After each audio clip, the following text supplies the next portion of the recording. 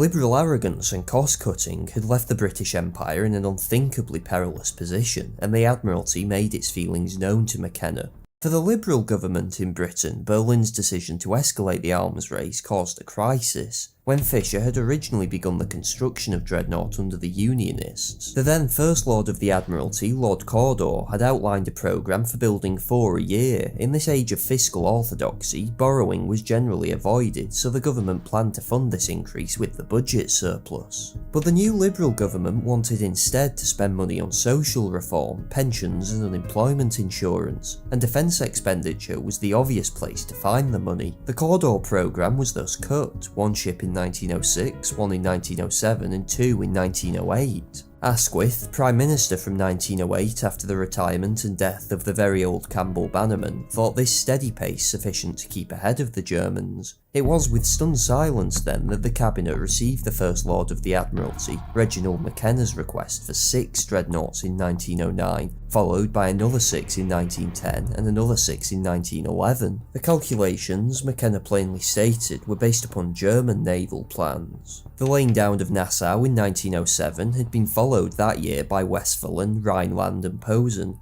In 1908, the Reichstag had passed another naval bill increasing the rate of dreadnought construction from 3 to 4 per year for 4 years. If, as originally planned, the Royal Navy only ordered 4 dreadnoughts in 1909, by 1912 Germany would have 13 and Britain 16. Liberal arrogance and cost-cutting had left the British Empire in an unthinkably perilous position, and the Admiralty made its feelings known to McKenna. Worse, there were constant rumours that Germany was secretly speeding up its naval construction. The great Krupp manufacturing works in Essen were said to be holding huge warehouses of naval gun barrels, and the Admiralty thought it a practical certainty that if this were true, Germany would actually have 17 dreadnoughts by 1912. If she used all of her dockyards capable of building dreadnoughts, 7 in total, she would have 21.